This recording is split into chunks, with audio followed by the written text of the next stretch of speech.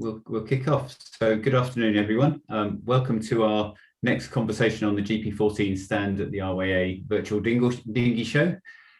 Just a small amount of housekeeping. Because of the number of attendees, can you all please mute yourselves during the presentation? Obviously, if we get on to questions, then feel free to unmute and pile in. If you want to ask questions during the talk, then please just add them to the chat, and we'll come to those as soon as we can. That would be nice. It is great sometimes to see faces when you're doing these things. So if you wish to put your cameras on, then it's as I say, it's nice to see some faces and get some reaction. So without further ado, it's my very great pleasure to introduce and welcome our GP14 World Champion, Mike Senior. Mike, I think, was first a member of Bolton Sailing Club before in adult life becoming the powerhouse behind GP14 sailing at South Staffs Sailing Club. He's been a regular attendee and winner on the Midland and Northern Bell circuits for many years. And he's been GP14 youth champion twice, GP14 national champion twice, inland champion 4 times. I think that suggests the background of lake sailing. And then in 2018 came away with the big prize as world champion in Mounts Bay. I guess one very small advantage of COVID is that he hasn't yet had to defend that title. So Mike, thank you very much for coming and joining us this afternoon. Can you start by letting us hear a quick summary of what your history in GPs looks like? Sure. Can you hear me okay first? Yeah, we can hear you fine. Yeah. So I thought about this question and I looked back, and I think I've been have some form of association with GPs now for about 25 years. So I feel quite old when I thought of it like that. So I think I might have bridged the gap from being a youngster to now being a bit more established. So as Hugh said, I started out sailing at Bolton. I've got lots of fond memories of their junior sailing system. In particular, I think I've got a lot to be thankful for there, for the foundation, the groundwork, in particular with my boat handling that I learned at Bolton, because we were fortunate that we had our 12-hour race team coached by Mark Platt, and the Platts in particular at the club were pretty formidable. So I was fortunate that I was able to crew for them, pretty much, I think all of them, at some point along the journey, and then later racing against them. So that taught me quite a lot. But I suppose where I made the step up eventually was when I teamed up with Graham Nelson, who's commonly known as Nelly to most people in the class, who owned Arrow Sails at the time. And it was actually Nelly's idea that we come together and see if we put a 2-year plan together to see if we could win the nationals, but then we ended up doing it in 1, which just goes to show when you put some form of strategy together, good things can happen. So we actually won 3 national titles together. So I've actually won the nationals 3 times, not twice. But I apologise, Mike. It's all right. Most people forget that because the 3rd time we swapped over and Nelly helmed and I crewed. So that was probably my most enjoyable one, actually, because it was no one expected it. I took a fairly long break from GPs after that, just because I was mainly sailing 49ers and I decided to concentrate on getting my career started.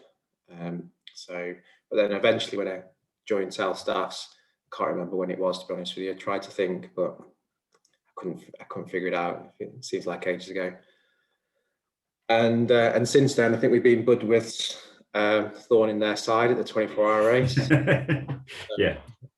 I pinched pretty much everything I learned from Bolton about sailing at the 24-hour race and implemented it at South Staffs.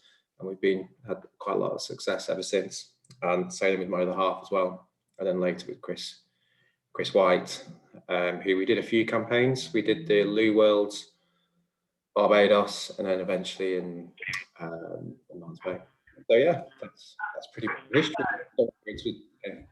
Okay, thanks. So Clearly you were, in your time in the class and presumably in other classes as well, you've always been driven to win. But what do you think are the key components that enabled you to make the step up?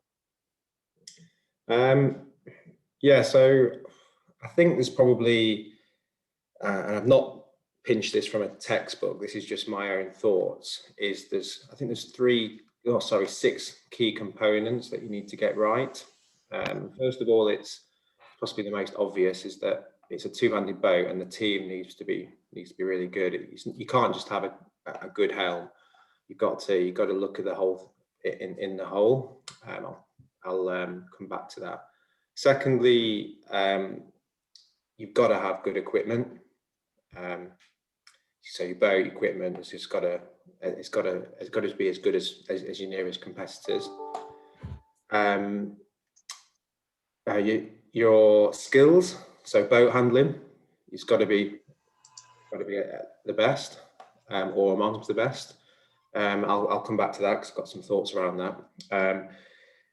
Latterly, I think maybe not so much in the 80s and 90s, but I think through the noughties, and I think it's possibly through the RWA becoming more professional, and that's just filtered down. I think fitness and nutrition is really important for competing at the sharp end in any class now.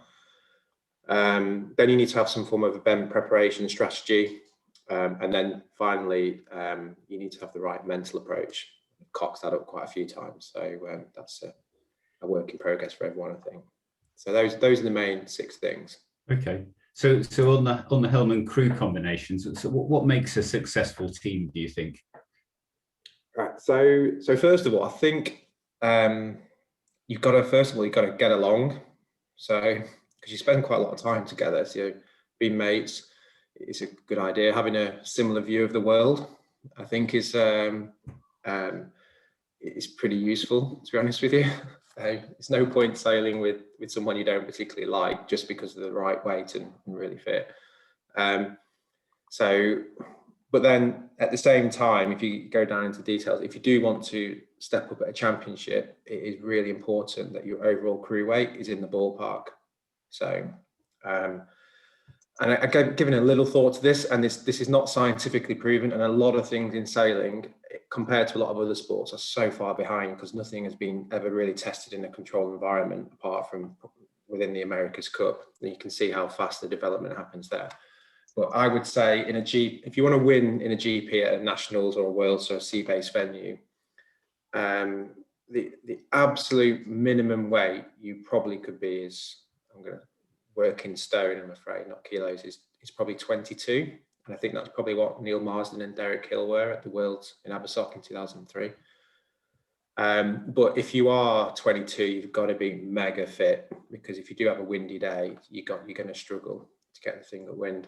And then at the top end, I think you can't be much more than 25. I think if you were 26, I think you would struggle when it starts to get light. So if you were thinking, I'm pretty competitive now and I want to make the step up and be competitive at a championship event, and your crew weight is above or below that range, then something's got to change, either the combination or exercise bike or start eating protein or something to change it. But it is really, I can't get over how important it is, because you've got to, if you want to compete at these events, you've got to get to the start line and feel like you're competitive. And if you're 20 stone, you're not going to be competitive because you can get blown away as soon as it goes above 10 knots. And if you're 28, then as soon as it drops below 20 knots, you're going to really struggle, and then you're going to struggle downwind anyway. So yeah. Do you think the GP is particularly sensitive to that, or is that no? Compared to that's one of the attractiveness of the class, I think, is the fact that the weight range is pretty wide. So 3 stone is quite. It's what's that? It's like 20 kilos, 21 kilos, isn't it? Yeah. That's huge. So if you picked up a 20 kilo bag, that's massive. That's really big. That is. Compared to something like, I don't know, the RS200, it's probably like there's probably 7 kilos leeway between. You can look at it. I think actually it's been talked about many times in the class to remove some of the hull weight. I think that would be the worst thing the class would ever do, because as soon as you remove the hull weight, that weight window would come down significantly. So it's the attractiveness, and it's actually quite hard to pull it up out of the slipway. Yeah, so you've got to like each other. You've got to be the right weight first, and then I think you've got to have a consideration of what you both bring to the party. So some people might be surprised to know or think, but I'm not very technical at all. So yeah, you said this to me the other day, and I find this difficult to believe.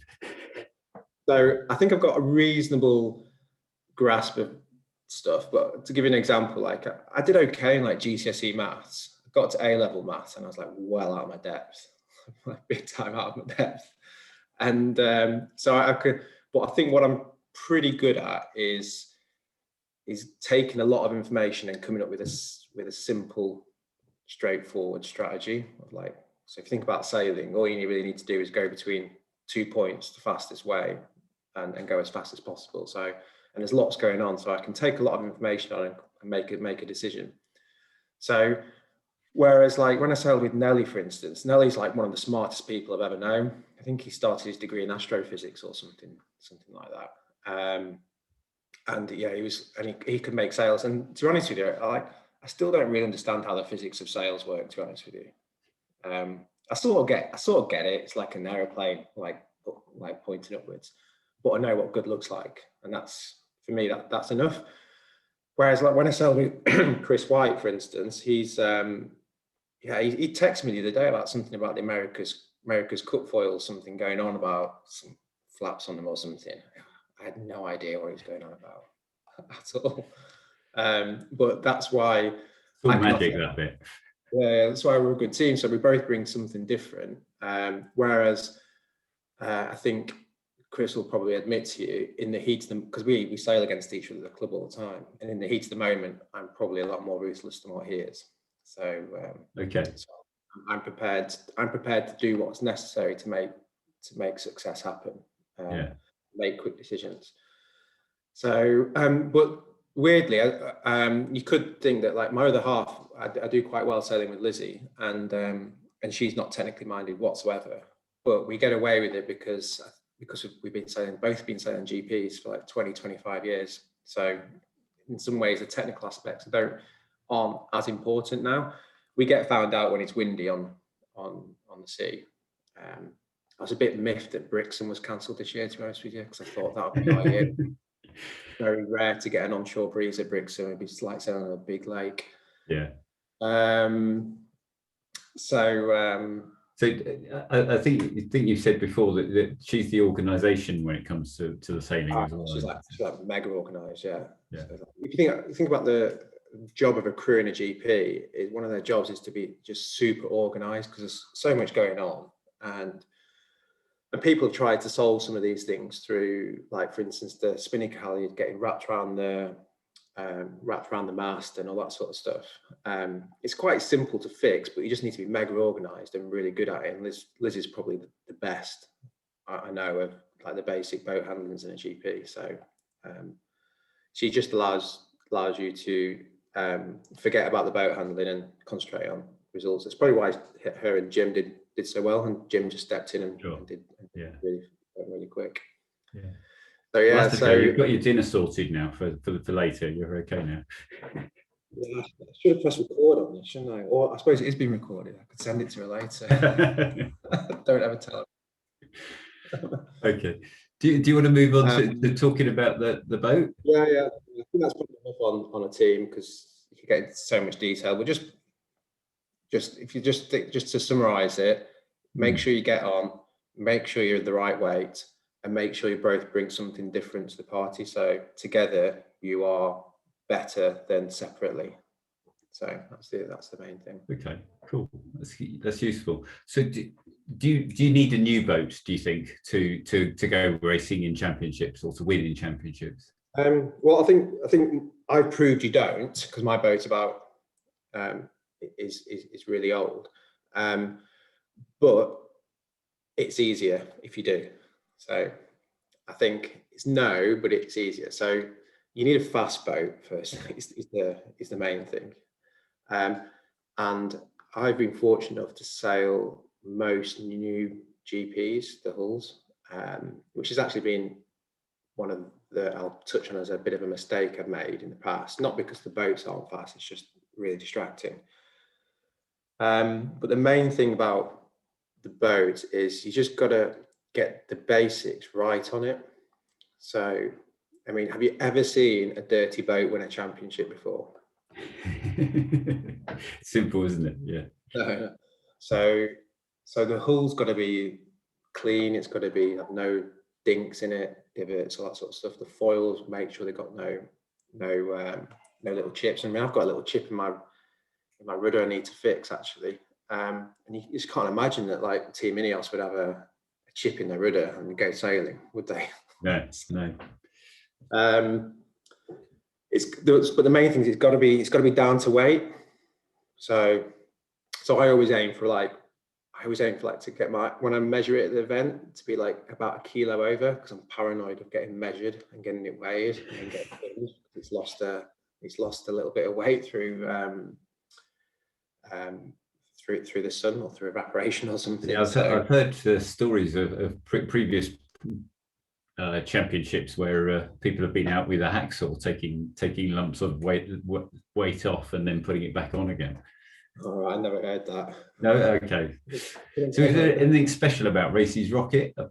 No, if you speak to Nelly, who built it in his garage when he was a student, he'd tell me it's pretty average in every way. What we did a great job of telling everyone else it was really fast. So it's more PR than actuality.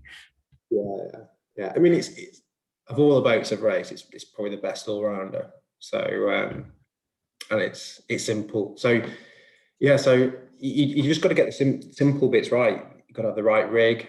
I mean, my rig is not. It's a thing I probably need to replace next. It's probably like 10, 15 years old now, I would imagine. Starting to look a little bit ropey. So, but then you've got to periodically make sure you almost re-rope the whole boat, because they just degrade through salt water, sun, all that sort of stuff. If you are looking to compete at the sharp end of the championship, and it's the major events or a nationals or a worlds, you pretty much turn up with new sails. So I always turn up at the nationals or worlds pretty much brand new. Usually the first time I pull them up is a practice race. You've got to make sure you're confident with the sailmaker. So I've always generally used Jim Hunt and Andy Davis at HD. And it's not a plug for them. It's literally because, like I said before, I'm not very technical, and they're a lot more. They know about that sort of stuff. So I'm just happy to offload decisions to them. But I'd be just as confident using someone like Andy Tunnicliffe or someone like that who's really technically competent as well. And there's others. So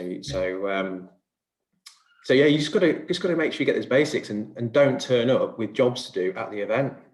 I mean, you shouldn't be polishing the boat on the Saturday when it's measurement day. I mean, that's unless it's been in a container on the way to Barbados and you've got no choice.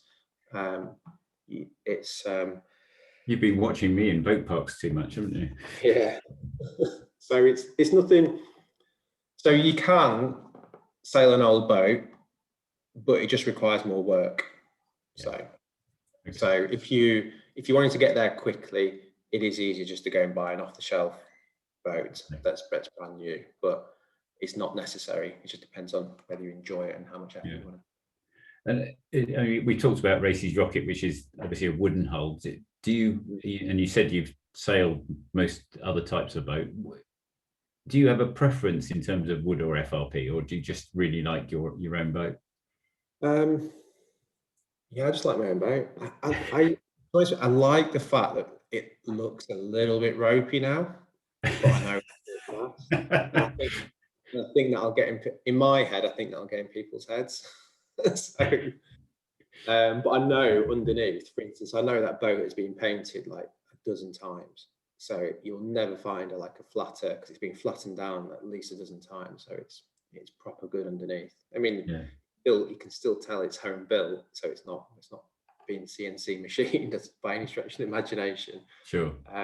But it does the basics really well. So, yeah. Okay. And is there any other part of the kit that you think is stand out important, or is it just turn up with a decent boat? And so I suppose I'm really conscious in my boat that everything's got to be the right length, for instance. So I've jumped in so many boats before, and it just frustrates the hell out of me when there's like jib sheets which are like 2 feet too long. It's just a recipe for a roll tack disaster. right. Or your main sheet's too long, or your spinnaker sheets are a bit too short. So you do a jibe and you can't dump it, it'll just stay filled or something. Yeah. Or you spinnaker halyard. The rope seems to, I don't understand the physics behind it, but the science, the rope shortens over time. So replacing spinnaker halyard every now and again. So just general rigging. Just making sure it's all tidy and correct. Okay, Yeah. cool.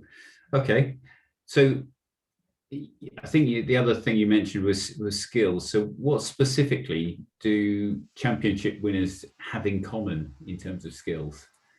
Yeah, so I thought about this, and I'm going to pinch a phrase. I was reading a really good book recently about how to raise entrepreneurial kids. I think this is where I couldn't quote it because I couldn't search in my Kindle, and I wasn't prepared to go and search every page again. So, but I think that's where I got it from. And there was this phrase in there called unconscious competence. And I think the most common thing across all championship winners is they are unconscious competence. And this book explained it really well, that when to get a master in a skill, you've got to go through 4 different layers. And the first level is unconscious incompetence. So basically, you don't imagine someone who's never thought of going sailing before. They don't know that they can't.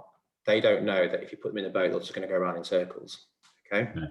Yeah. So to get better, to find a new skill, you've got to be curious. So you've got to like have a growth mindset. And then after that, you end up being what's called conscious incompetent.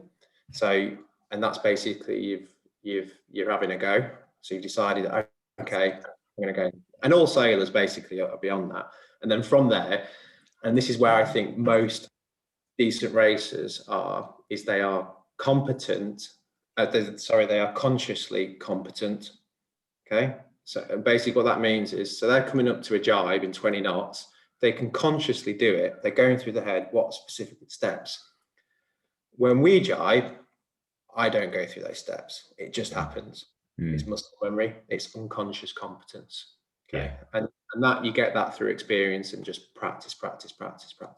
Yeah, practice. And I guess that just gives you the space to think of the other stuff that you need to do.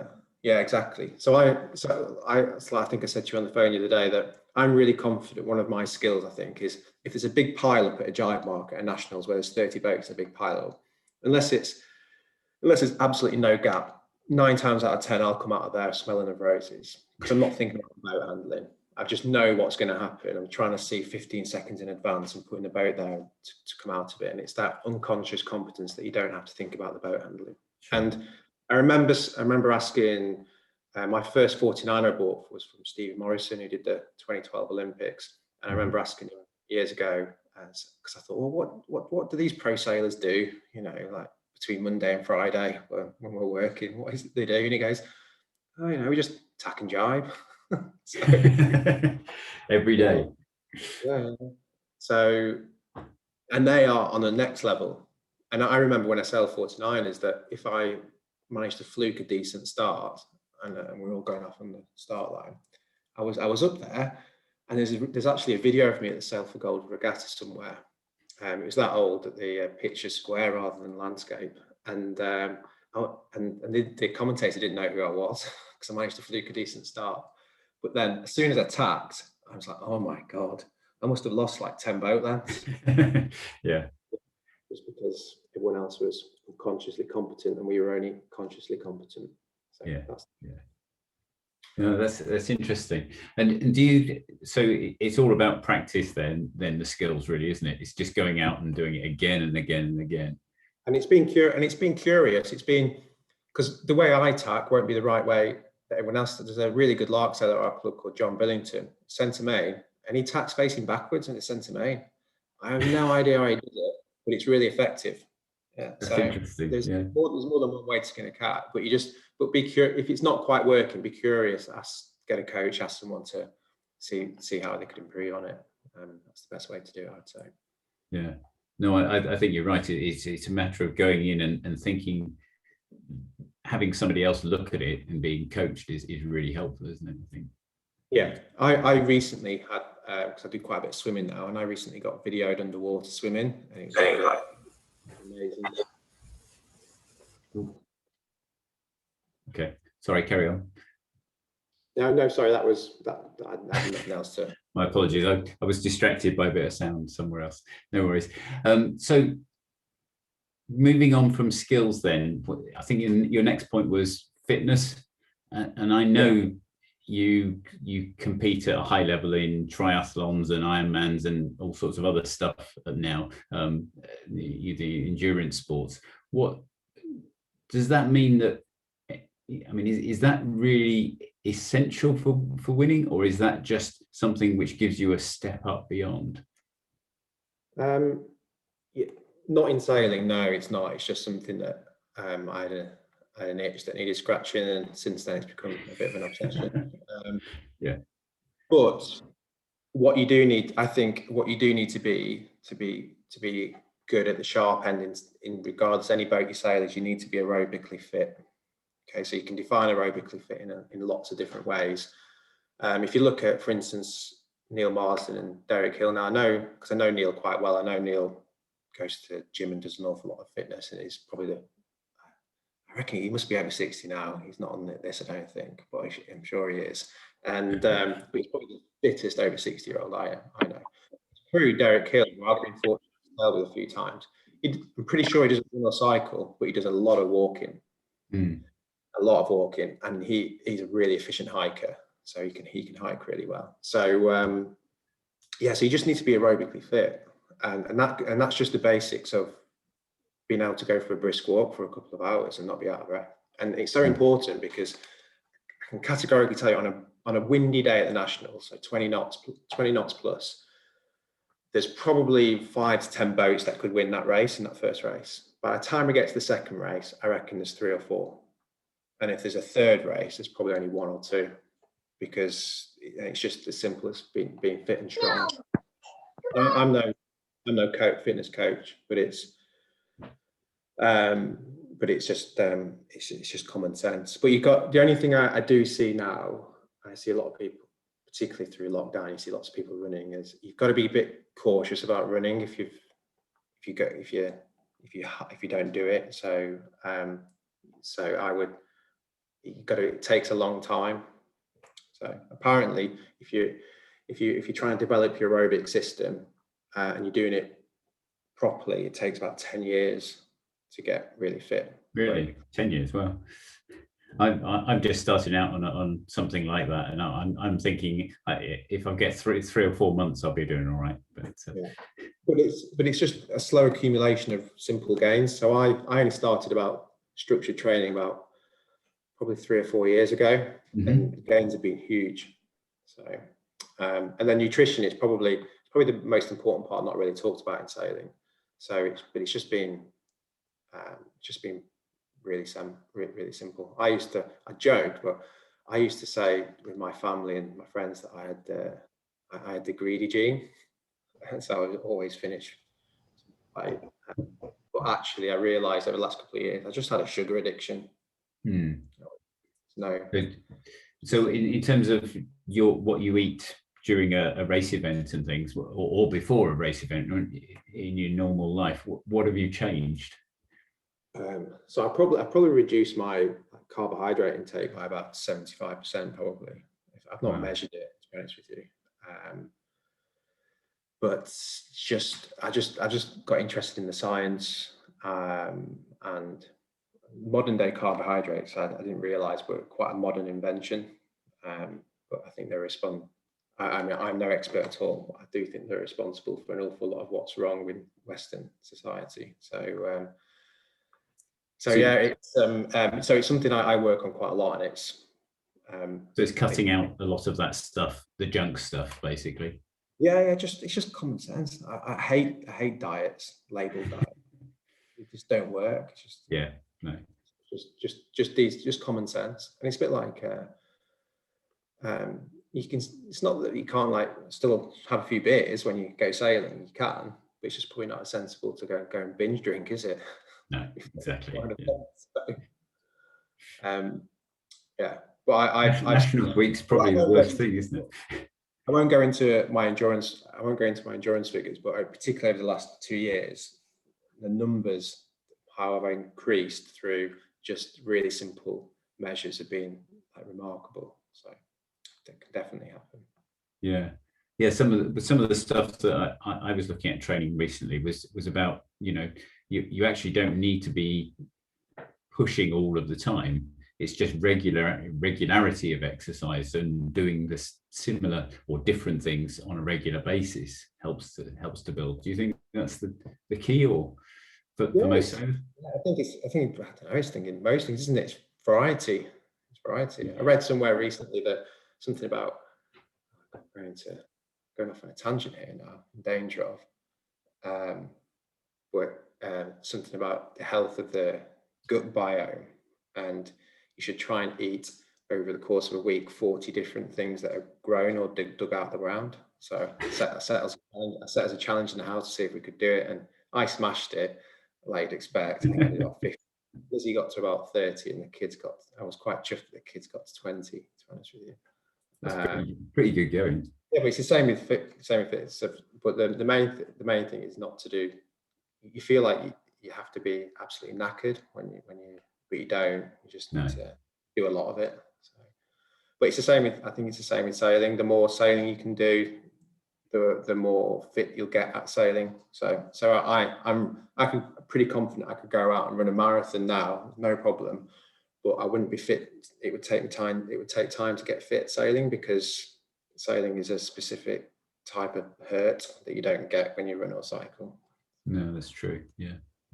So do you think that the stuff that you've done in these other sports, do you see some of that transferable to what you're doing in sailing, or is it completely different? Is it just pure core fitness?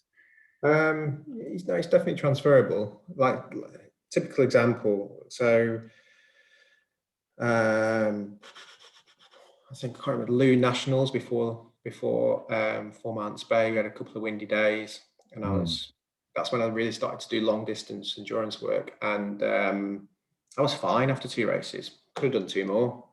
It was no problem. Chris is maybe different. He was probably dying of death in the front of the boat.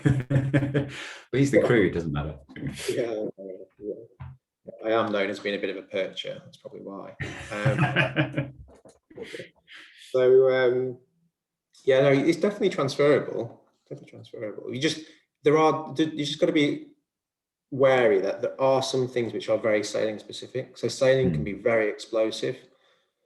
So everything with endurance sports, like long and slow and steady, you've got to be really. So I went for an almost 4-hour ride this morning, and I was just aiming not to push it too hard. And whereas in sailing, for instance, when it's windy, that moment of when you have to hoist or drop the kite, for instance, or a big jibe is really explosive. So you do need to train for that. You would need to train for that specifically. I think a rower could be a really good. It's probably the best. It's probably the best piece of equipment that you could use to get good at sailing. That's probably would, and also less chance of getting injured, I think. Yeah, it's all about preventing injury, isn't it? It's stay safe. Okay. So if you're setting up and you want to, you're aiming to win rather than just be there and compete, but you're up that front end in preparation. How do you go about arranging your successful campaign? How do you go? What do you do to prepare? So it's a really good question, and I don't want to try and sound too cliche or with the answer, but there's a famous, you've probably heard the famous quote from Mike Tyson that everyone's got a plan until you get punched in the face. So so you could, at this point in time, for instance, if you were reasonably good and you wanted to try and win an event, you could plan the whole thing out through to an event that you wanted to go and do. But life doesn't work like that, does it? It just stuff happens, and you may want to go and do 3 or 4 training events, and you go there and there's sod or wind, or there's too much wind, or there's whatever. So you can only really work with what you work. But saying that, I think you do need to set like some form of strategy or framework in place. So try and, similar to what I do in endurance sport, really. So which I structure a season as like a base build and a speciality phase. So the base is like doing all the building your aerobic engine, and then you're trying to build your power, and then you're specializing in the sort of effort you're going to apply. It's pretty, I think it'd be very similar in sailing. So if we were able to go sailing now, I would be focusing heavily mainly on maybe working on a couple of speed ideas if we had them, or probably not, because every time I've done it, I've usually cocked it up. So usually just working on boat handling. So the first part of the season would be heavily involved in boat handling, tacking, jibing, making sure those are really sharp. Second part. Do you do those? Sorry, do you do those in sort of club environment racing, or do you go out and do it on the sea or somewhere? Yeah, just sometimes in a club. I think the mistake a lot of people make is they just race all the time, whether it's in a club or whatever. And you can just race, but sometimes if you go racing, they just have a think about the conditions and say, oh well, if it's windy today, our jibes have been a bit crap. So let's just have a focus on the jibes, and let's not worry about if we cock up everything else. Let's just make sure we nail the jibes today. So it'll be stuff like that, and we're just working with what you've got, rather, because you can't dictate the weather. So it's a bit like when you ideally for an event, you'd love to go and visit the venue and just to get familiar with it, maybe go for a sail in the water. But in reality, if you do that once for a weekend, you're not going to get the full range of conditions. No. So, but that's not to say it's not worth going down there and having a look. So yeah, that would, going down and looking at a venue would be like in the speciality stage, like towards try and do it whenever you can, but I've usually done it probably a bit closer to the event. The mistakes I've made in the past generally are I've raced too much or I've not raced enough. It's quite a fine balance to get your head right about racing the right amount. Yeah. So do you and Chris sort of set aside slots where you just go and literally go and train and decide you're going to do that in certain conditions, or? Sometimes, yeah. So we've so one of my really clear memories when we first started doing a bit of sailing together. I probably shouldn't say this here because I'll get myself in trouble. But anyway, we didn't realise we weren't allowed to do it, but we did it anyway. Between Christmas and New Year, we went sailing at Bliffield, and it was like 30 knots, and there was no one else there. It was just us out there. It was snowing. It was like proper mental. And we were going downwind, and I was like, this is proper windy. I'm a bit worried if this rudder falls off, we're in big trouble. And so after about an hour, we called it a day. But we got loads from it. That was just sailing in windy conditions, tacking and jibing at like 25, 30 knots. It's huge. So I'm not advocating going to a club that you're not allowed to go to, but we just didn't know at that point in time. So, but yeah, we just sometimes just look at the we're fortunate in like South Staff's just being 10 minutes down the road that it looks decent. We can go sailing, but yeah, it's not sailing on the sea. Okay. And when you're thinking about a venue, you talked about visiting it. What other things can you do? What other things do you go and do to try and work out what's going to happen during that week? So what I've done over the last few years, and this works, whether it's the right thing to do or not, I don't know. So before I go to an event, these last few years, I print off about a dozen Google Maps of the venue. So I zoom in to where I think the race area is going to be. I print off dozen maps and I take them with me. And then every evening or morning before the race, I'll get the forecast and I'll draw the forecast on these maps and how its forecast has changed throughout the day. Because I find by doing that, and I get my protractor out and I put all the angles on, it helps me visualize what might happen during the day. And then I overlay that with the tide information and see how that, and then I just try to simplify it and write 2 or 3 notes of what we think the strategy will play out because of those. So it's just as simple as that. Yeah. So it's really taking the detail, getting as much information as possible, and then writing a simple plan, really. Yeah. But then, like I said, it's not always as, it's like the Mike Tyson quote, you can get punched in the face. All of a sudden, something completely different could happen. A sea breeze could set in.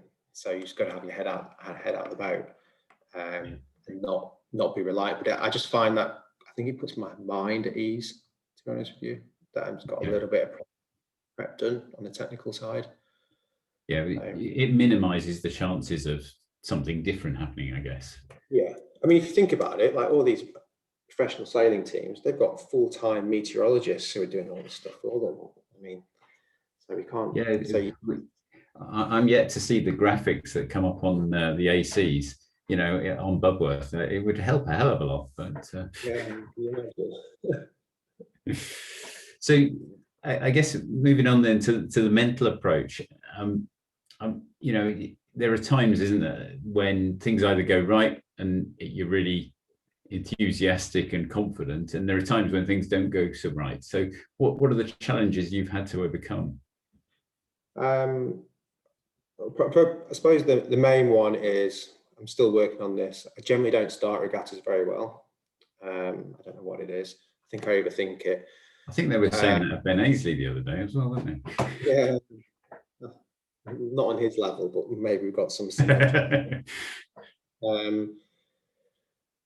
Sometimes seeing out a regatta right at the sharp end when it's got some difficult. I've made some wrong choices there in particular in the past.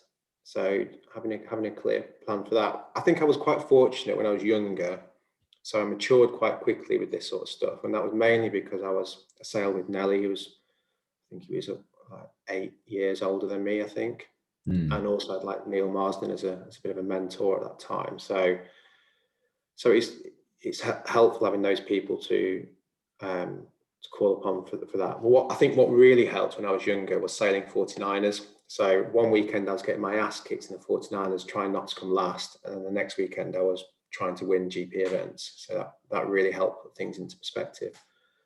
But as I've got older, the last few years in particular, I think I got more interested in sports psychology, and I've read a few books, and I've tried to take just a few 2 or 3 principles from those ideas, and the main thing was like, hey, I don't want to sound too simple, but it's just like trying to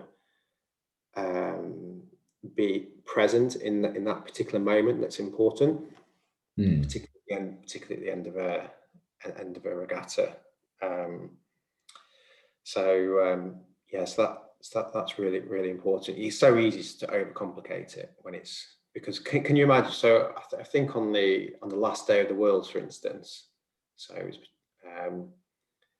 and there was, because we had no discards because we cocked at the start big time, but then for some reason we just had some form of mental clarity that was like, oh, it's like 8 knots, it's offshore, it's flat water. Even though we're at the top end of our way, I was like, we are going to be mega fast in these conditions. So I just told myself we were going to be fast. A really simple strategy, and then almost cocked it up on the start line, but managed to get away with it. But then finish the job off. So yeah, I've cocked it up though. Year prior, I should have won the Lou Nationals, but then I decided to play Ian at his own game, and so I'm not particularly a great match racer, and Ian is renowned for being a good match racer. And I thought it'd be a good idea to try and match race him out. Idiot. So that's all about, I guess, knowing what you're good at, and knowing also what your competition's good at, and not engaging. Yeah, I used to think way too much about my competition. So I just don't think about them anymore. So if you like, for instance, if you, I don't know, put me up against, there's so many people in the GP fleet who I think have got much better skills than what I've got in different areas. And the problem is, if you think about that too much, you end up thinking, oh, I'm not as good as them. But you can only work with what you got. So yeah, we seem to do all right, Mike. So yeah. yeah. Well, maybe you've been lucky. If anybody's got questions, if you want to post them into the chat room for Mike, then we can take some questions in a short while. So you mentioned just now that something went wrong on the start line on that last day, and you managed to get away with it. So what was the sort of recovery plan there from the point of view of mentally? You were in the moment, you'd done something which hadn't worked. Where did you go from there? So I'm looking back, I remember the gate start, I thought I want to get out relatively early, just because there wasn't any clear bias either way, and I knew it'd be relatively quick. So I'm never at the extremes, early or late, but early to middle. But everyone else seemed to have a similar idea. So I got myself in a position, and all of a sudden I was like, oh, I'm a little bit boxed in here. And if you get boxed, if you don't make that initial jump on the start line, then it's pretty much game over. Yeah. So I had a decision to make about a minute to go. I said to Chris, let's sheet on and get out of this. And we just sheeted on tacked. And I tacked onto port, and I think Ross might be on this call. And then and all of a sudden, because Ross was in second place, I saw Ross on starboard and Ed, and I was like, oh no, they're going to get on port starboard here. I was like, like out or do something. And then we managed just to sneak out in front of them. I was like, oh, dodged a bullet there. And then I think I remember I saw Nick Craig, and then I did a really nice, lovely tack just on Nick Craig and messed his race up. So this is the ruthless bit of you. Yeah. I don't care who I need to tack on, and then I did a lovely gap to Lewis. Then, and we had a cracking start, and then rest was history. So I guess that was about spotting that it was going to go wrong and being able to find an alternative route out. Yeah, I think so. Well, I think sailing is an awful lot about risk management, because there's so many.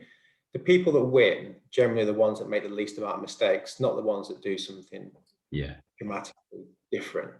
So, and in my head, I thought there's a big chance this start is going to go wrong. So, because maybe it could have, but you can see it in a gate start when you have like 20 boats or 10 boats all piled together. Only 1 or 2 boats come out of that situation smelling the roses.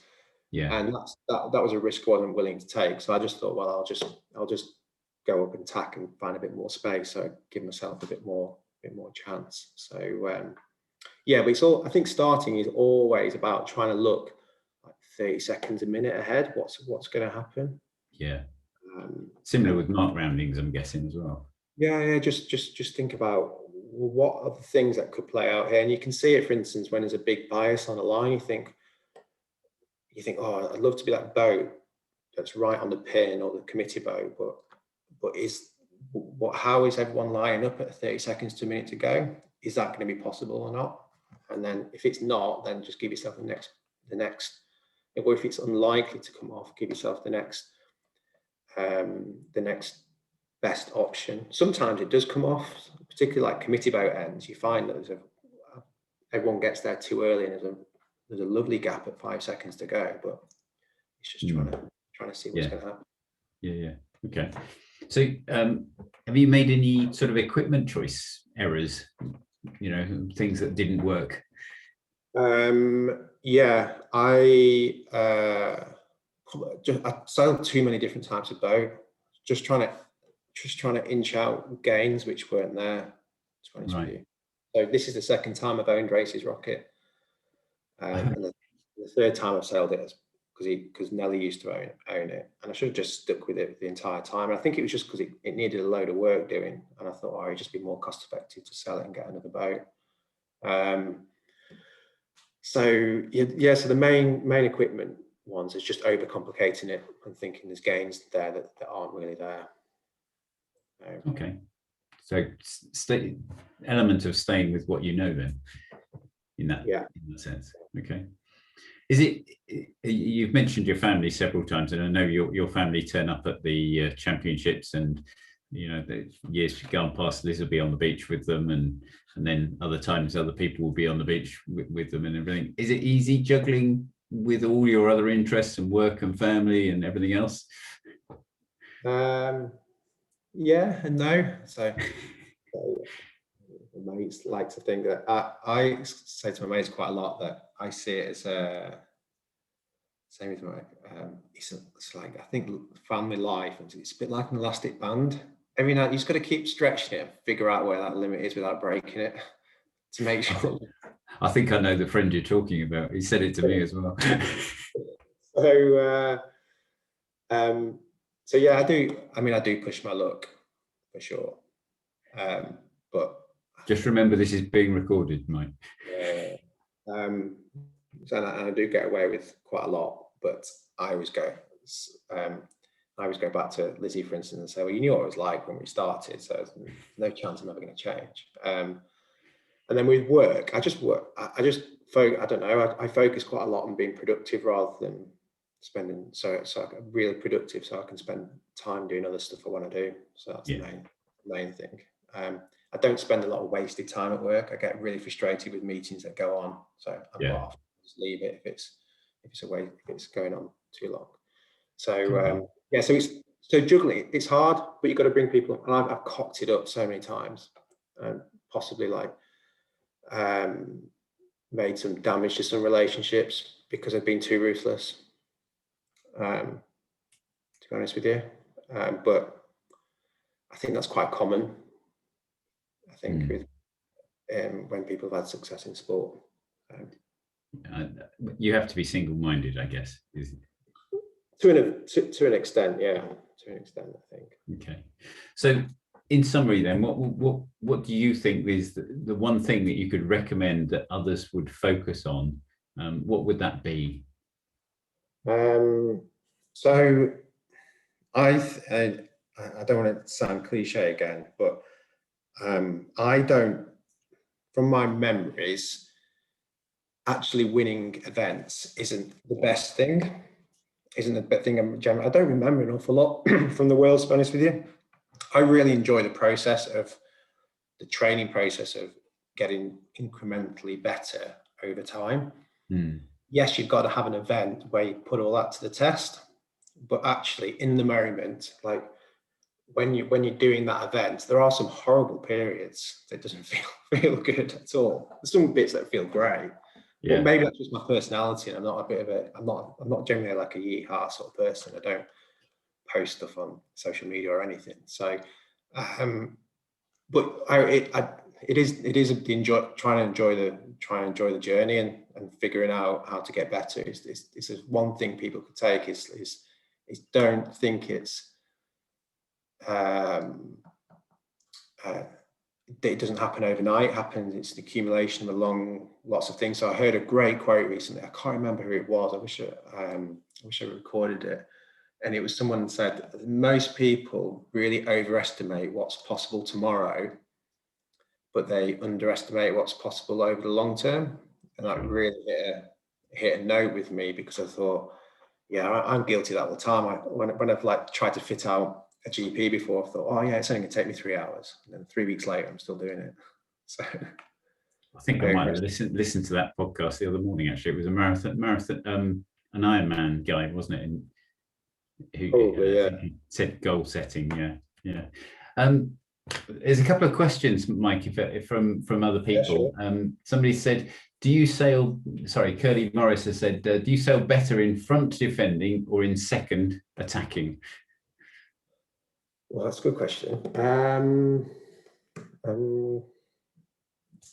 So I think I'm my best when my back's against the wall, and so when things have really gone wrong, and you've got no other option but to really go for it. So I really enjoy you know, like at the 24-hour race where we'd lost the lead and you've got to go out there and do a big stint and sort it out. I really like that scenario where I've got to hunt someone down. So yeah, I think hunting rather than event. We have noticed. Okay, another question here. Is there anything different you do a week before an event in terms of fitness and nutrition, training harder or lighter, or adjusting your diet? I suppose I'd possibly do it a bit differently now. I taper down a little bit, but to put it in perspective, I do about somewhere between 10 and 15 hours a week at the moment. So I'd probably like taper down towards a 8, 9 or 10 hours. But I think I've learned quite a lot about, everyone thinks you need to do things like carbohydrate loading, for instance, which is really quite dangerous, actually. So there is some evidence that you should do a little bit, but not much at all. So I've got some mates that I cycle with, and they're always like, oh, I'm having like a massive pasta or something before they go out, and all that happens is you spike your blood glucose and you end up having a big low. Yeah. So yeah, just eating clean and sensibly, and not going out on the beers so much, but being relaxed. It's all trying to get a balance, I think, because you can't be too strict about everything, but potentially like having like 10 beers and a pizza the night before an event, if you know the first day is going to be windy, it might not be the right thing to do. Have you ever done it? Yeah, plenty of times. You learn from your mistakes, don't you? So fair enough. Okay. Some people it might work, like Andy Thompson. That guy can suffer. That guy, he proved me in a fireball. And if there's ever a person you want in the front of your boat when it's 25 knots, it's him. He's absolutely mental, and he can go out and have 20 beers and still perform the next day. It's incredible, but most people can't. People like that make you sick, don't they? Yeah, I'd be topping out about 3 or 4. So. Okay. Well, we're sort of rolling towards an hour, would you believe it, Mike?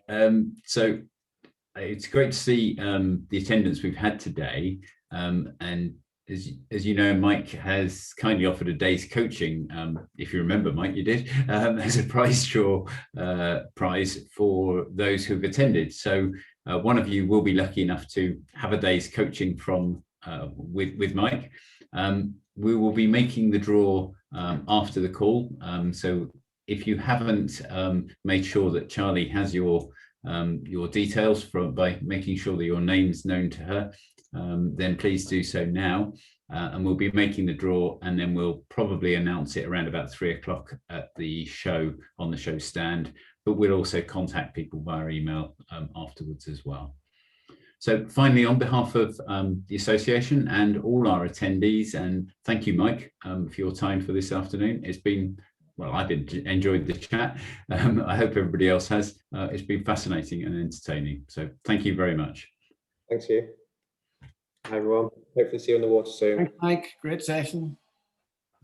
Yes, Mike. Thank you. Thanks, Mike. Thank you. Thank you. Thanks, Mike. Yes. Thanks. Really interesting.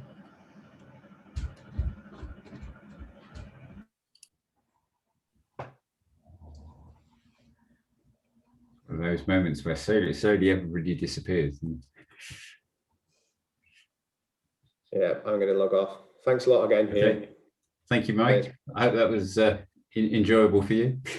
Yeah, it was good. Yeah. All right. See you again. See you soon. Cheers. Bye.